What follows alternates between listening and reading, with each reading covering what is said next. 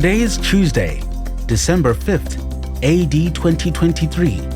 This is the Africa Review in 5, written by Gideon Penny and presented by Amikani Katunga. The Battle for Bible-Based Education. Parental authority in training and bringing up their children has faced attacks in most parts of the Western world. Yet we are only now beginning to see this tidal wave on the family hitting the shores of Africa. The recent developments in sub-Saharan Africa rise from the famously named Mother City, Cape Town, South Africa. On the 26th of September, the Portfolio Committee on Basic Education in the South African Parliament adopted the Basic Education Laws Amendment Bill, otherwise known as the Baylor Bill, in which parents can face 12-month jail sentences if their children of school age are not enrolled. This bill also introduces a ban on corporal punishment.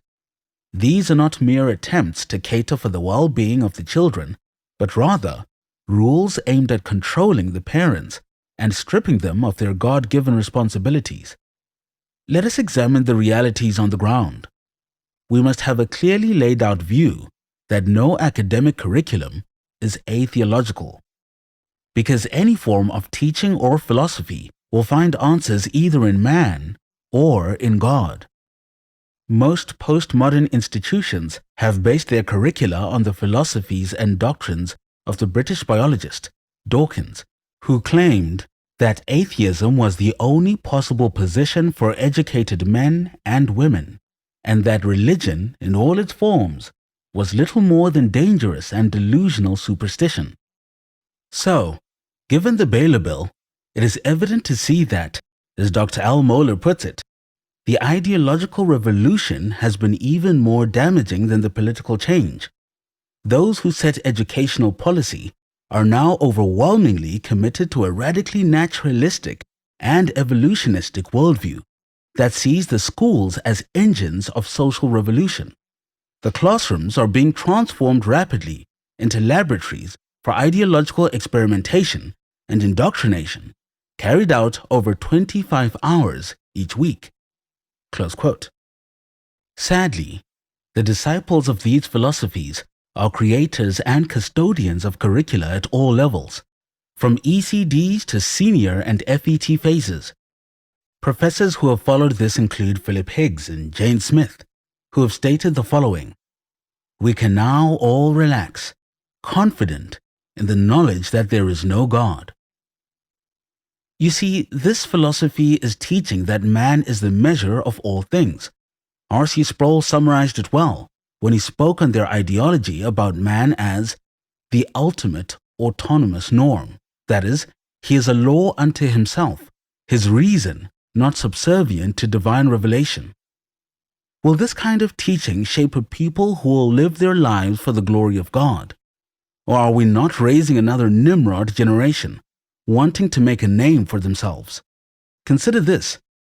Can one expect a prostitute to give teachings on how to live a moral life? Or would one seek a thief to teach about what it means to be content as opposed to covetous? To be clear, I am not so much against the fact that we have to send our children to school. Yet we must ask, to what kind of school are we sending this African child? And what is the content of the curriculum that will shape his mind and life in general? Neither do I promote that children should be abused. All parents are commanded in Ephesians 6 verse 4 not to provoke their children to anger. What we are yet to witness is the outcome of this bill in secularizing schools in a way that will alienate children from their communities and families. We must not be surprised in the days ahead if schools become arenas of endless litigation, as has been the case in the United States of America. So, when we consider sending our children to these public schools, I implore you once again to heed the counsel of Al Mohler when he says that public schools are not designed to help kids grow in godliness. Depending on the school and their peers, a Christian child's very soul may be tested. We are sending them into battle, and we are committing ourselves to battle as well. Whose responsibility is it anyway? I agree that the government is mandated to protect its citizens. However, with the Bail Bill, the government is stepping into the sphere that is not its domain. Parents are entrusted with the responsibilities of both training and disciplining their children, and this most critical charge cannot be delegated. All parents must know that God will hold them accountable for the decisions made about their children, as well as the context and content of their education. The Church must now more than ever rise and take part in combating the secular humanistic worldviews by developing curricula on all academic levels that have a biblical worldview, praying for and participating in the establishing of local schools on all levels that will play a missional role in their God-ordained communities as they evangelize and disciple all nations.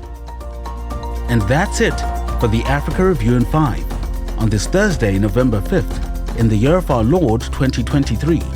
Subscribe to the Missionary Minds podcast on Spotify or Apple Podcasts. I'm Yamikani Katunga.